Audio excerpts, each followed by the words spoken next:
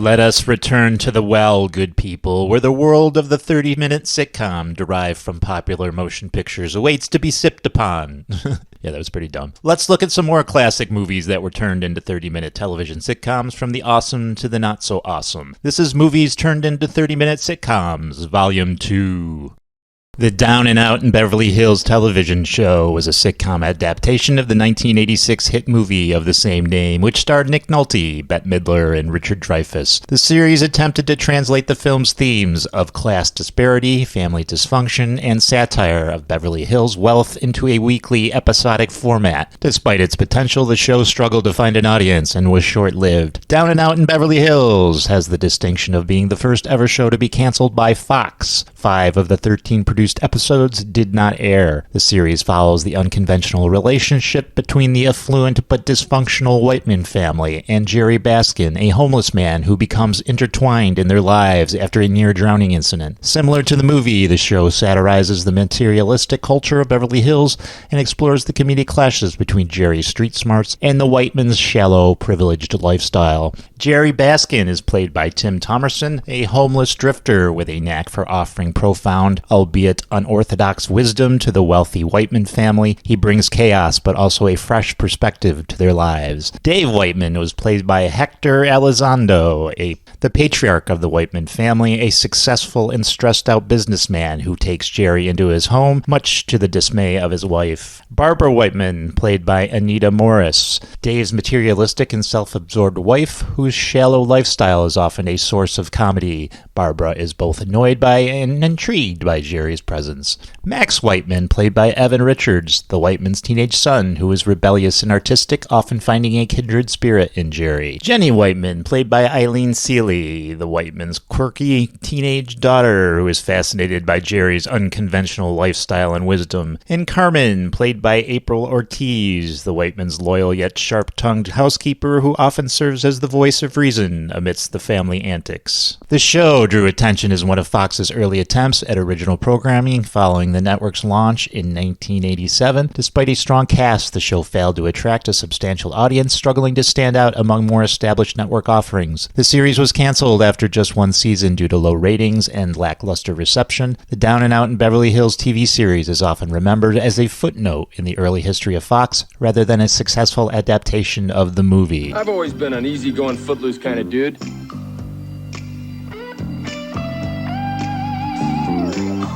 But I kind of hit some rough times. So I thought about it, came up with a solution.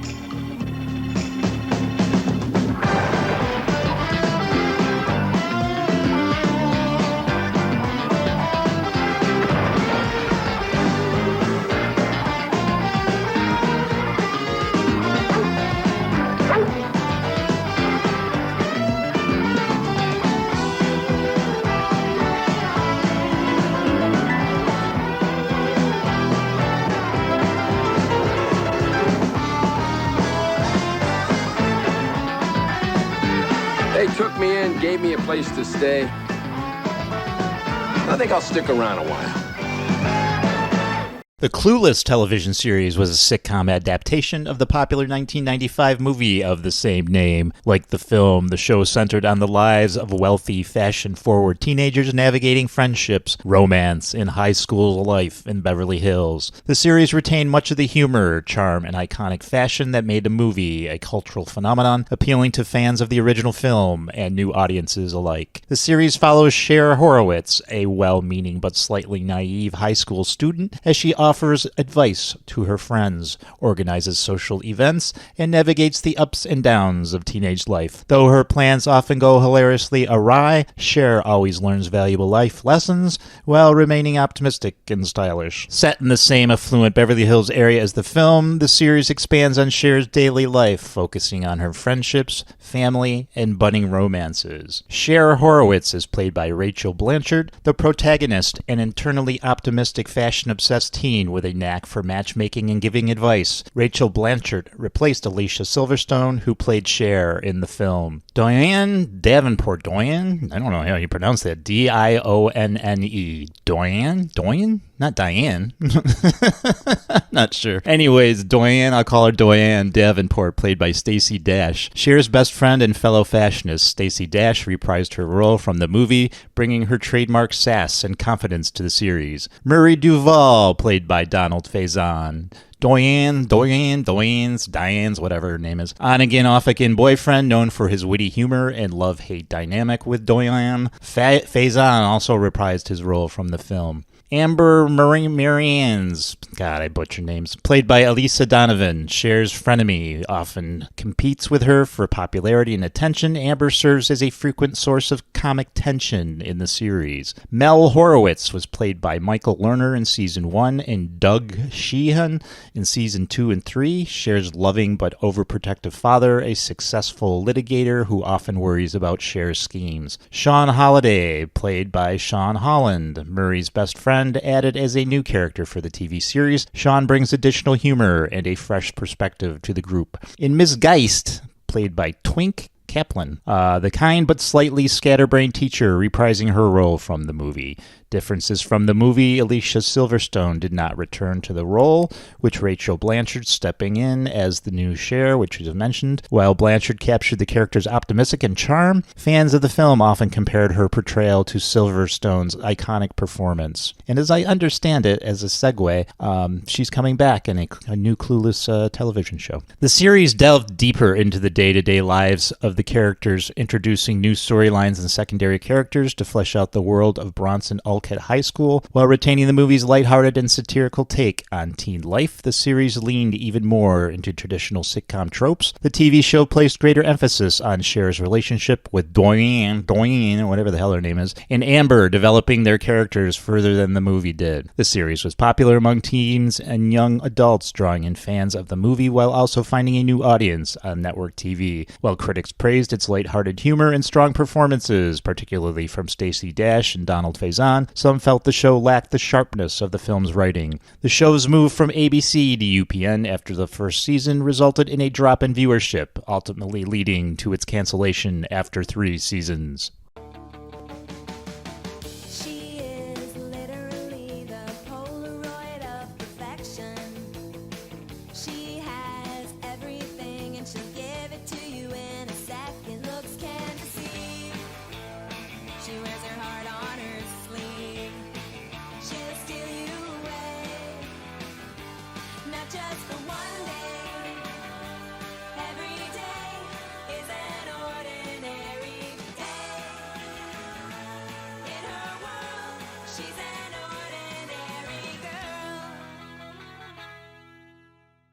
The Odd Couple television show is a classic American sitcom based on Neil Simon's 1965 play of the same name, which was later adapted into a successful 1968 film. The show became one of the most iconic sitcoms of the 1970s, known for its witty humor, memorable characters, and the brilliant performances of its lead actors. It first aired in 1970 and ran for 5 seasons, becoming a staple of American television. In the theater, The Odd Couple is a 1968 American comedy film directed by Gene Saks, produced by Howard K. Koch, and written by Neil Simon, based on his 1965 play. It stars Jack Lemmon and Walter Matthau as 2 divorced men, neurotic neat freak Felix Unger, and fun-loving slob Oscar Madison, who decide to live together. The film was successful with critics and grossed more than $44.5 million, making it the 3rd highest grossing film of 1968 in the United States. The success of the film was the basis for ABC to produce a popular sitcom series starring Tony Randall and Jack Klugman as Felix and Oscar. Almost 3 decades later, a sequel, The Odd Couple 2,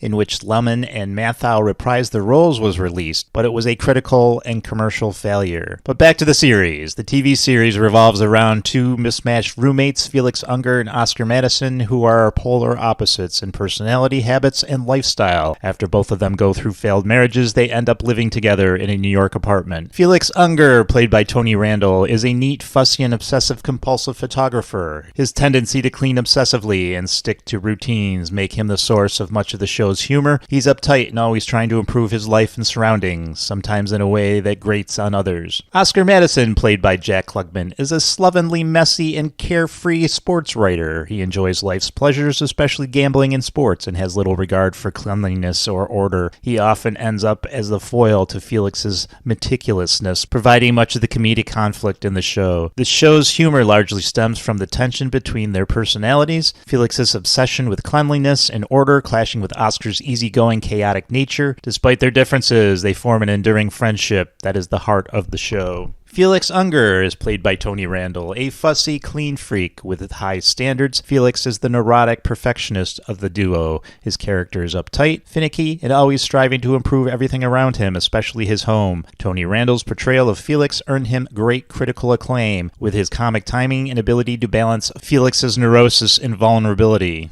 Oscar Madison, played by Jack Klugman, the messy, carefree sports writer who loves to gamble and eat junk food and live in disarray. Oscar's character is laid back, disorganized, and much more comfortable in chaos than in order. Jack Klugman's portrayal of Oscar made him an iconic TV character as he brought warmth and charm to the role despite Oscar's many flaws. Murray the Cop, played by Al Molinaro, Oscar's good-natured but often exasperated friend who is a police officer. Murray often serves as a mediator between the mismatched roommates and provides some of the show's more grounded moments. Trixie, played by Penny Marshall, a fun and sassy neighbor who is friends with Oscar and Felix.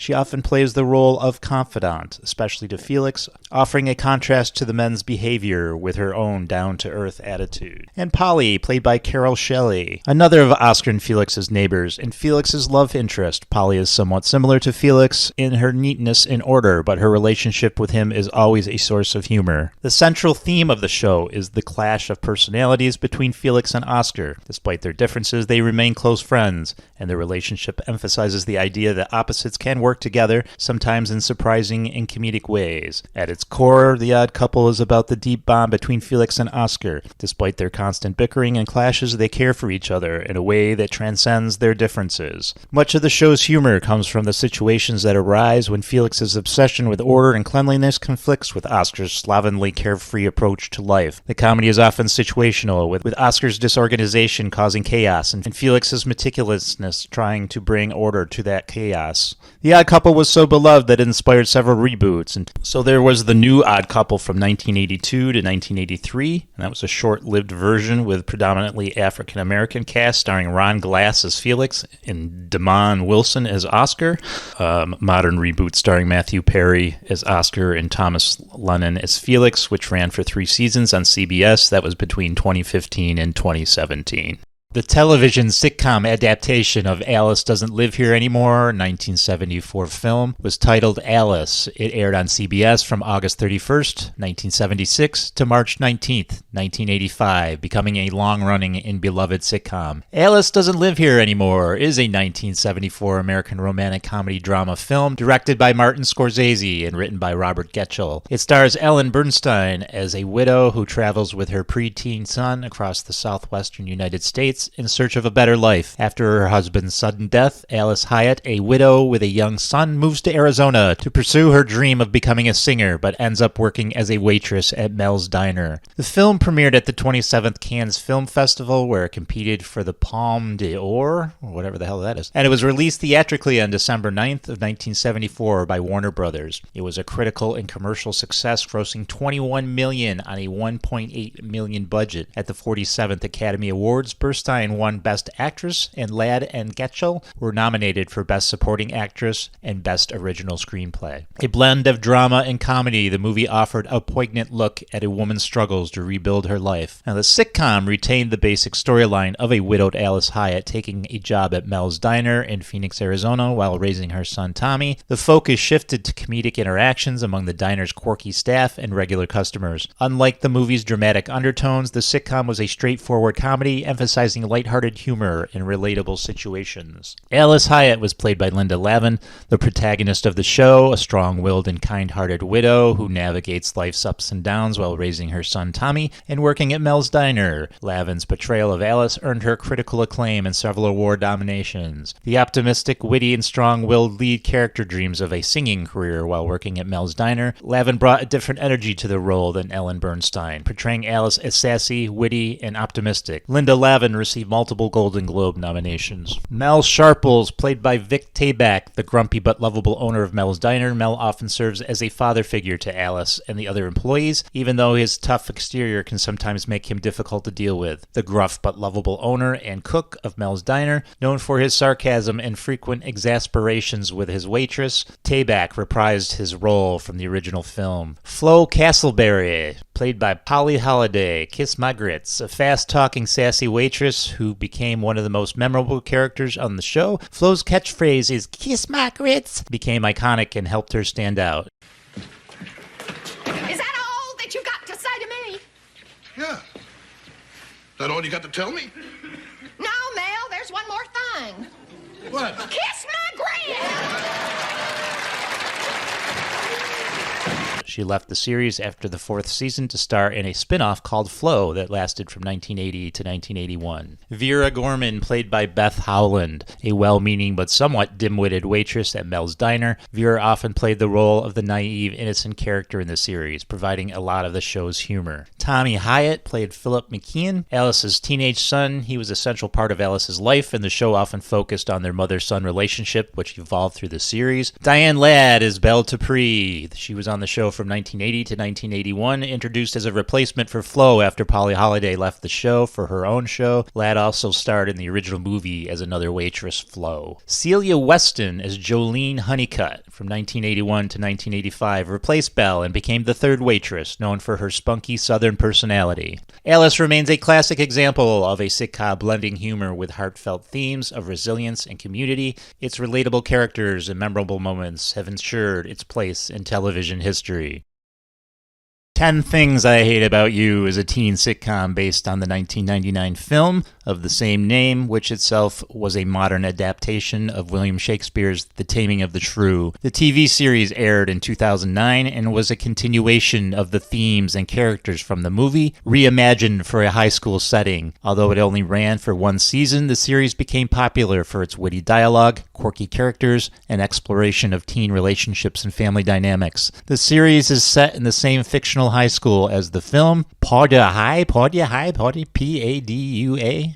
How do you say that? And follows the lives of two sisters, Kat Stratford and Bianca Stratford, and the relationships with the people around them. The show revisits the characters from the film, updating them for a new generation of viewers while keeping the essence of the original story. Kat Stratford is played by Lindsay Shaw, a smart and rebellious and cynical high school senior. Kat is the show's equivalent of the character portrayed by Julia Stiles in the film. Kat is known for her sharp tongue and disinterest in fitting in with the typical high school social scene. Throughout the series, she navigates love, friendship, and the challenges of being misunderstood and underestimated. Bianca Stratford, played by Megan Martin. Kat's younger sister, Bianca, is sweet, popular, and more conventional. While she gets along with most of her classmates, she often feels caught between the demands of her sister's social life and the pressure of living in the shadow of her older, more opinionated sister. Bianca's romantic life and search for independence form a central plot point of the show. Cameron James, played by Nicholas Braun, a new student at Padua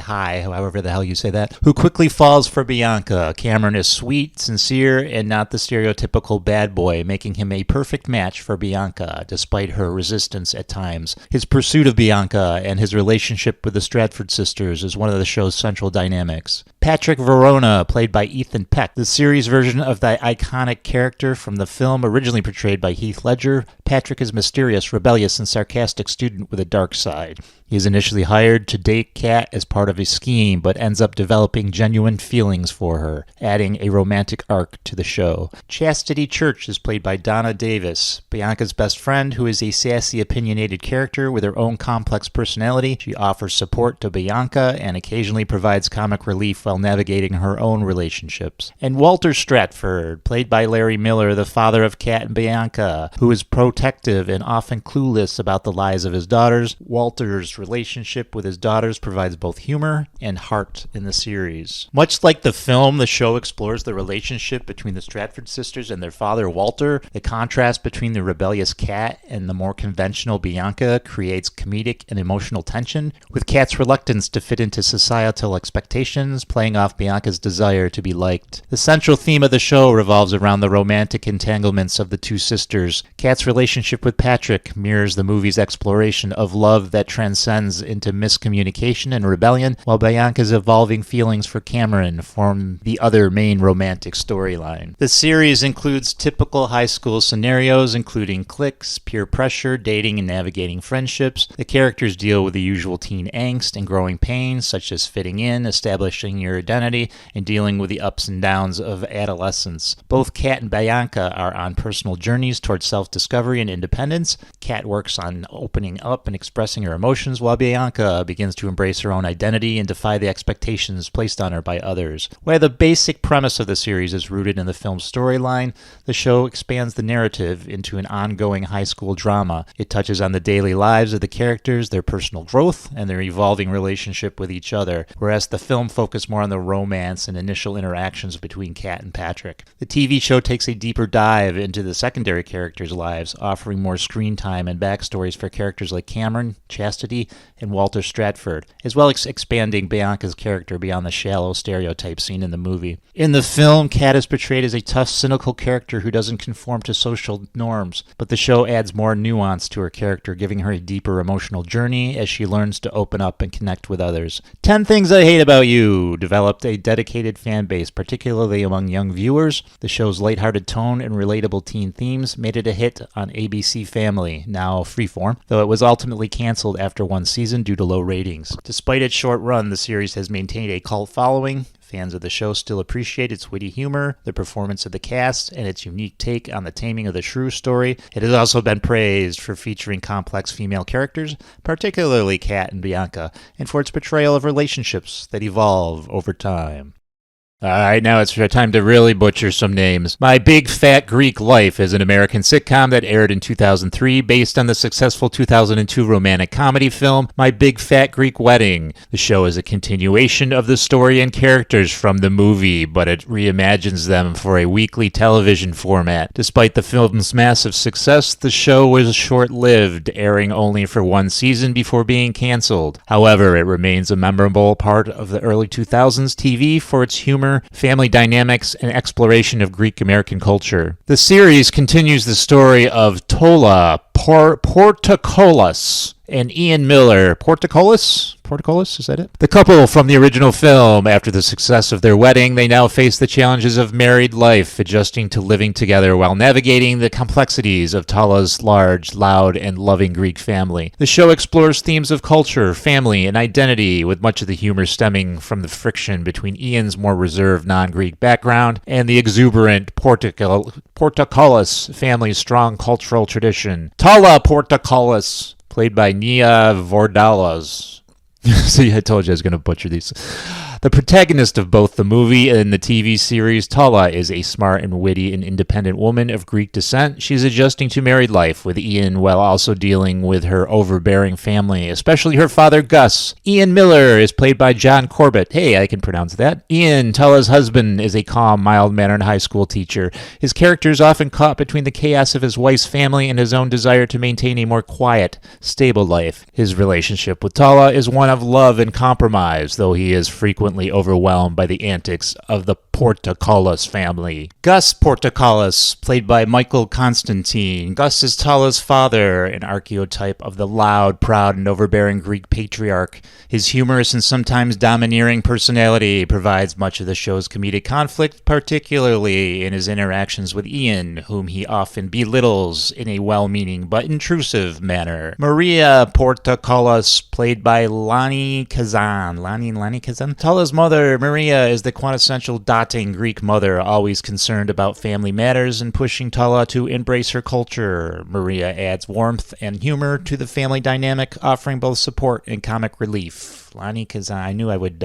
butcher names. Nick Portokolos, played by Louis Mandalore. Tala's brother, Nick, is portrayed as the classic goofy character. He often plays the role of the comic foil, contributing to the family's larger-than-life antics. The show also features several other family members and friends, many of whom bring additional layers of humor and absurdity to the family dynamics. This includes various relatives who add to the chaotic but lovable nature of the Portocalos clan. At its core, My Big Greek Life is about the balance between individual identity and family loyalty. The characters, particularly Tola, struggle with the challenge of trying to carve out their own lives while maintaining their connection to their cultural roots and navigating the often overbearing expectations of family. The show explores the evolution of Tola and Ian's relationship as they adjust to married life, live together under one roof, and deal with the added pressure of family involvement. Their differing backgrounds provide a humorous look at how couples can maintain love and compromise despite stark contrasts in upbringing. Much of the humor in the series comes from the Portocalos family, over-the-top personalities, and their unrelenting involvement in each other's lives. The comedic situations often arise from cultural misunderstandings, miscommunication, and the clash between Ian's more reserved nature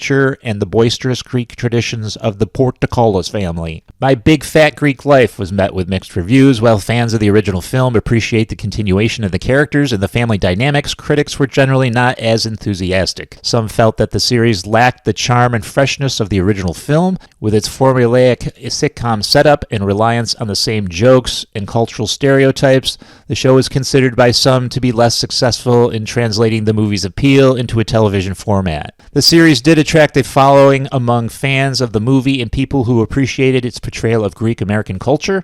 However, despite the show's potential, it didn't achieve the same level of popularity or critical acclaim as the movie did. The lack of strong viewership and the inability to capture the same magic as the film led to its cancellation after just one season. The show's low ratings and inability to live up to the success of the film played a major role in its cancellation. While the movie was a huge hit, particularly because its unique and heartfelt portrayal of Greek American culture and family dynamics, the television version struggled to find its audience. Critics cited that while the show tried to maintain the humor and heart of the film, it was ultimately unable to develop the new and fresh storylines, often repeating the same jokes without introducing enough characters or plot development. Although My Big Fat Greek Life was short-lived, the legacy of My Big Fat Greek Wedding franchise remains strong, and the sitcom is still remembered by fans of the movie. Nia Vordalis, who wrote and starred in the original film, continues her involvement with the franchise, writing a sequel to the movie My Big Fat Greek Wedding 2, which was released in 2016. The series, though canceled, has a nostalgic charm for those who enjoyed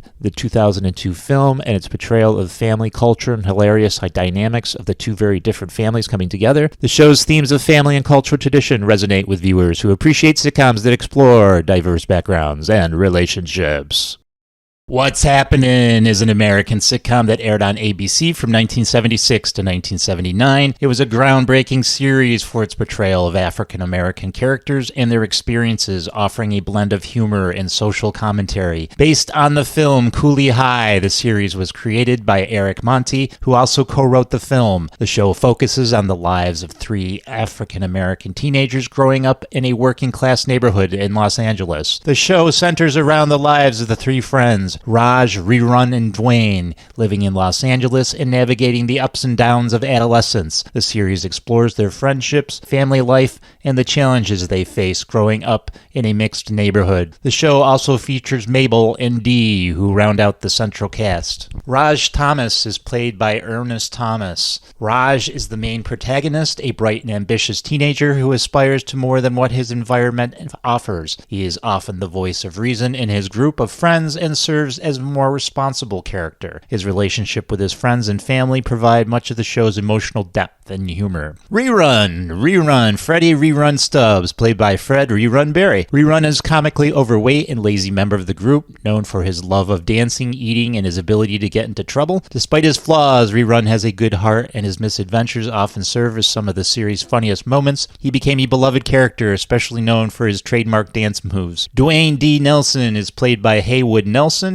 Dwayne is another of Raj's close friends, a bit of a nerdy and socially awkward character, but very well-meaning. He's often the straight man to Raj's idealism and Rerun's antics. Dwayne attempts to fit in with his peers, provide much of the humor of his character. Mabel Mama Thomas, played by Mabel King, Raj's mother, who is a strong and often sarcastic woman. She provides much of the authority in the household and serves as a guiding voice for her son. Mama is the no-nonsense matriarch, balancing out the antics of the teenage boys with her wisdom and sharp wit. Dee Thomas, played by Daniel Spencer, Raj's younger sister. Dee is smart, independent, and often finds herself trying to outwit her older brother and his friends. Though she's often the voice of reason, she has her own share of funny and emotional moments on the show. The central focus of the show is the friendship between Raj, Rerun, and Dwayne, and how they navigate the various trials and tribulations of adolescence. The series explores their relationships with each other, their families, and the challenges they face in growing up. As one of the first primetime sitcoms to feature a predominantly African-American cast, What's Happening helped to break ground in terms of cultural representation on television. The series addresses issues like the challenges of growing up in a working-class African-American family, family values, and the struggles of young people trying to balance tradition and modernity. Despite its cancellation after 3 seasons, What's Happening became a cultural touchstone in the 1970s and has continued to be fondly remembered by fans of the era. I certainly remember it, and I loved that show. The show made a significant impact on African American representation on television, as it was one of the first sitcoms to show a black family's day-to-day life without focusing solely on racial struggles. The character of Rerun became a fan favorite, he sure did, and Fred Rerun Barry's iconic dance moves and comedic timing ensured his place in pop culture history. What's Happening Now? In 1985, a sequel series titled What's Happening Now was launched, which followed the lives of some characters as adults. It focused on Raj's return to his hometown and his attempt to reconnect with his old friends. However, this series was short-lived and lasted only 2 seasons. It was not a consistent ratings hit during its original run. However, it found a loyal fan base and remained a fondly remembered part of the 1970s television. Critics appreciated the warmth of the family dynamic and the humor of the main characters.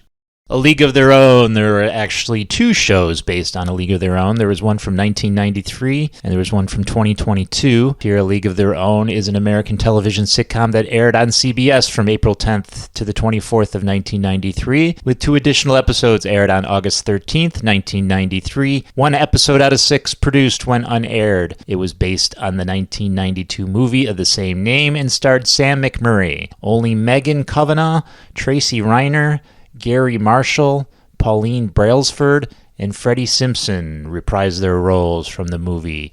David L. Lander, who was in the film, appears in 1 episode playing a different character. Now, the show didn't find an audience, partly because it was a mid-season replacement, and the shift in tone from the film's blend of drama and comedy to a more traditional sitcom didn't really didn't sit well with viewers. So that one didn't last long. So let's touch upon this 2022 one here. It says here, A League of Their Own is a television series adaptation of the popular 1992 film of the same name. While the film starred Gina Davis, Tom Hanks, and Madonna, the TV series reimagines the story, expanding on the themes of women's professional baseball and offering a deeper exploration of the challenges and triumphs that the characters face. The show was developed by Abby Jacobson, one of the co-creators of Broad City, and premiered on Amazon Prime in August of 2022. The series is set in the 1940s and follows the formation of an all-American girls professional baseball team, the AAGPBL, which was created during World War II to keep baseball alive while many male players were fighting overseas. While the 1992 film focused mainly on the fictional Rockford Peaches team, the series broadens its focus, featuring a diverse range of women from different backgrounds, each with their own personal and social struggles as they pursue professional baseball careers. We've got Carson Shaw, played by Abby Jacobson. Carson is one of the central characters and a fictionalized version of the player who eventually became a key member of the team. She's a talented but initially unsure player who faces the challenge of balancing her ambitions with the social constraints of the time. Carson's personal journey is about finding her place in the world of baseball and reconciling her identity as a woman in a male-dominated sport. Maxine Max Chapman, played by Shantae Adams. Max is another key character, and her storyline offers a more contemporary and progressive look at the barriers faced by black women in the world of baseball. Max's storyline is a major departure from the movie as it focuses on her struggle to make it as a baseball player despite racial discrimination. Her character provides a deeper dive into the intersection of race and gender, highlighting the systematic barriers faced by black women in the 1940s. Joan Jett, played by Darcy Carden, not to be confused with a rock star. Joan is the key member of the team who brings a comedic yet heartfelt energy to the group. She's a free spirit who's coming to terms with her sexual identity in a time time when being gay is not widely accepted. Shannon is played by Kate Berlant. Shannon is another player who becomes important to the team's dynamic. Her character contributes to the exploration of diverse personalities and backgrounds that were represented in the league. Dove Porter is played by Kelly McCormick, a member of the team who becomes a key figure as the story delves deeper into interpersonal relationships, both on and off the field. So the series delves deep into the struggles for women's equality, particularly in sports. It explores the creation of the All-American Girls Professional Baseball League as a response to the absence of male baseball players due to World War II, but it also highlights how these women face prejudice and social pressure, with many believing they are not proper women for playing professional sports. The inclusion of Maxine Max, Chapman's character, introduces an important, timely discussion of racial discrimination. Max's efforts to play baseball as a black woman provides an additional layer of complexity to the narrative, showing how race and gender intersect in the pursuit of athletic careers and equal treatment. The series also explores sexual identity, especially through Carson Shaw and other characters. At the time, being openly gay was not widely accepted, especially for women in sports, and the show highlights the struggles of queer women during the era. A League of Their Own received widespread acclaim from critics, especially for its performances, the depth of its characters, and the timely exploration of issues like gender equality, race, and sexuality. Critics approached how the series adapted the story into a more inclusive and socially relevant context. The show was praised for being a strong feminist take on the original movie, while also expanding its scope to tell the stories of women and minorities in a new and meaningful way. The audience generally responded positively, especially fans of the original film, who appreciated the show's faithfulness to the movie's spirit while also offering fresh perspectives. Many viewers praised the cast, particularly Abby Jacobson's portrayal of Carson, and the show's emotional depth in portraying the characters' personal journeys. The show's thoughtful exploration of system issues within the context of sports also struck the chord with modern audiences. Although the show is relatively new, it has already garnered attention for its inclusive and progressive portrayal of women's baseball and the characters' experiences. The series has the potential to have a lasting impact, much like the original film, in terms of the social themes and its portrayal of women in sports. A League of Their Own is not just a story about a baseball league, it's about finding a voice, challenging expectations, and carving out a space for women in areas where they were historically excluded. Mr. Belvedere is an American sitcom that originally aired on ABC from March 15, 1985 until its cancellation following the 107th episode on December 30th of 1989. The network then shelved the remainder of season 6. 7 months later, ABC aired the show's 2-part series final on Sunday, July 8, 1990, a rare occurrence for a canceled program. The 8 remaining episodes from season 6 that the network shelved, bringing the final number of episodes to 117, would eventually air in syndication. The series is based on the Lynn Alice Belvedere character created by Gwen Davenport for her 1947 novel Belvedere, which was later adapted into a 1948 film, Sitting Pretty. The show stars Christopher Hewitt as the title character, a butler for an American family headed by George Owens, played by Bob Uecker. The series follows posh English butler Lynn Belvedere as he struggles to adapt to the Owens household in suburban Pittsburgh. The breadwinner, George, is a sports writer. His wife, Marcia, is attending law school. At the show's start, oldest son, Kevin, is a senior in high school. Daughter, Heather, is a freshman. And Wesley is in elementary school. Over the course of the series, George becomes a sportscaster, a career shared with Uecker, who balanced his role as the longtime play-by-play announcer for the Milwaukee Brewers while starring in the series. Marcia graduates from law school and starts a career as a lawyer. Kevin leaves for college and gets his own apartment. Heather moves up in high school, and Wesley moves up to junior high. Several episodes dealt with the relationship between Wesley and Mr. Belvedere, who are always at odds with each other, with Wesley constantly antagonizing Belvedere, similar to Dennis the Menace and Mr. Wilson. Deep down, they are revealed to really love each other. Belvedere is the only one who can tame Wesley. In Season 2, Wesley's friend, one of the series' many very special episodes, Danny, one of Wesley's classmates, contracts HIV via Factor VIII treatment for hemophilia, the same way Ryan White contracted HIV. Danny is taken out of school due to the ignorance and uncertainty shared by parents of many of the other children at Wesley's school, after hearing rumors from his friends about how HIV can be spread, leading them to shun him for spending time with Danny. Wesley begins to avoid Danny in fear of getting the disease himself. Mr. Belvedere is there for him and the child, and he helps Wesley shed his fear of the boy and publicly accept him as his friend. Throughout the series, Mr. Belvedere serves serves as a mentor of sorts to Wesley as well as the other children. Being a cultured man with many skills and achievements, having even once worked with Winston Churchill, he also comes to serve as a counselor to the Owens clan, helping them solve their dilemmas and stay out of mischief. Each episode except Deportation Part 1, Season 3, and The Counselor, Season 4, ends with Mr. Belvedere writing in his journal recounting the events of the day, which is heard by the audience via his narration, with the Owens family and what he gets out of it in terms of a lesson.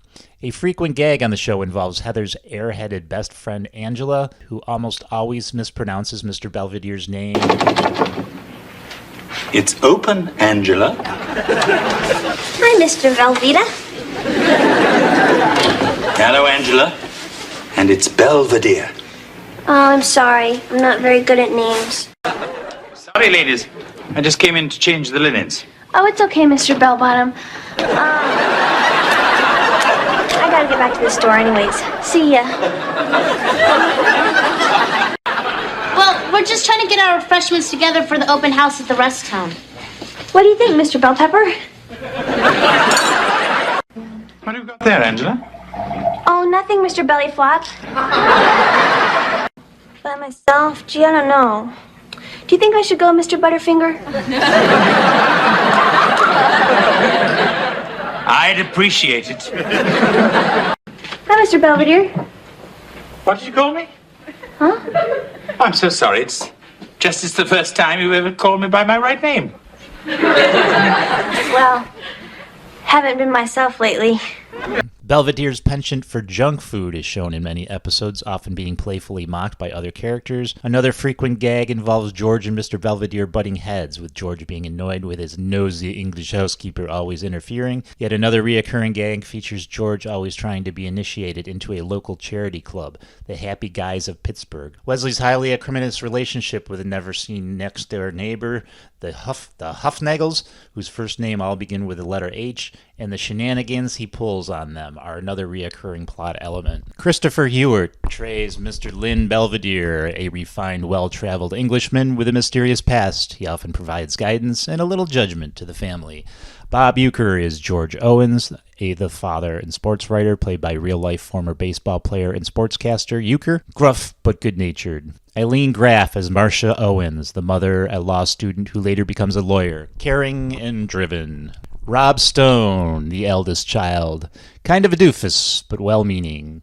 Tracy Wells as Heather Owens, the middle child, typical teenage girl with sass and smarts. And then Bryce Beckman as Wesley T. Owens, the youngest and a fan favorite known for his constant schemes and back and forth with Mr. Belvedere. The character of Lynn Belvedere was originally created by Gwen Lies Davenport in her 1947 novel Belvedere. The following year, the title character was portrayed by Clifton Webb in the film Cindy Pretty, which told the story of an arrogant genius who answers an employment advertisement for a babysitter for 3 bratty kids. He accepts the job because he is secretly writing a novel about a community of gossips and busybodies. Webb earned an Academy Award nomination for the Best Actor for his performance and reprised the role in 2 other films, Mr. Belvedere Goes to College and Mr. Belvedere Rings the Bell.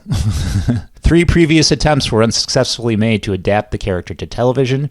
In 1956 with Reginald Gardner, in 1959 with Hans Conried, and in 1965 with Victor Bono. In 1985, ABC aired Mr. Belvedere as a mid-season replacement with British actor Christopher Hewitt playing Lynn Belvedere. Mr. Belvedere did not place within Nielsen's top 30 shows at any time during its 6-season run, but it did have a relatively solid ratings base and often won its time slot.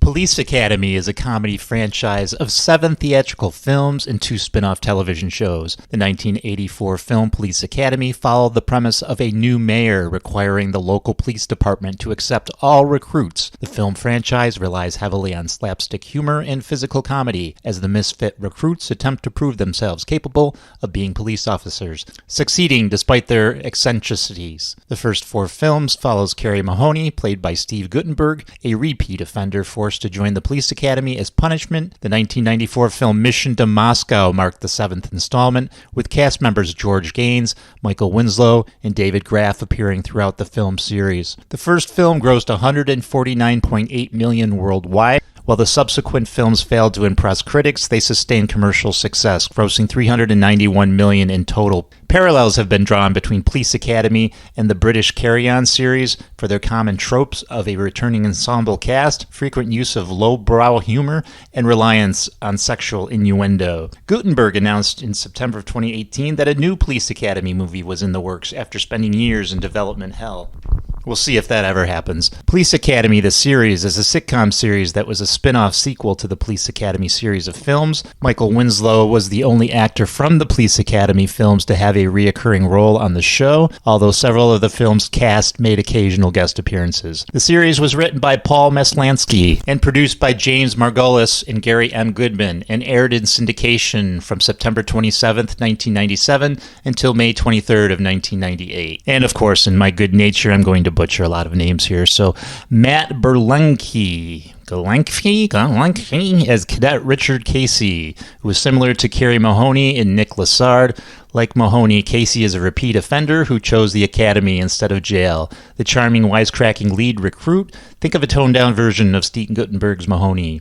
Rod Crawford as Sergeant Rusty Ledbetter, who was similar to Harrison Mauser. He wants to discredit Casey and his friends to get them thrown out of the academy. Toby Proctor as Cadet Dirk Tackleberry, who is a nephew of Eugene Tackleberry, who is Dirk's idol, a gun-obsessed recruit trying to live up to his legendary uncle, Eugene Tackleberry from the films, goofy, loyal, overly intense.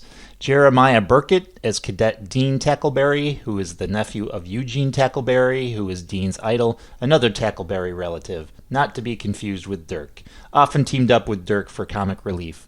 Heather Campbell as Cadet Annie Metford, one of the more competent recruits, strong-willed and smart. Christine Gonzalez as Alicia Conchita Montoya Cervante, I think. A beautiful, mysterious recruit from Eastern Europe, often the subject of comic misunderstandings due to her accent and cultural differences.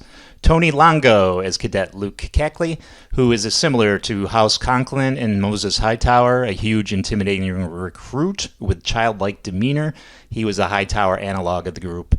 P.J. Auckland as Cadet Lester Shane, who is similar to Proctor as Ledbetter's assistant. He spies on Casey and his friends in an attempt to discredit them and throw them out of the academy. Joe Flaherty as Commandant Hellfinger. Sure.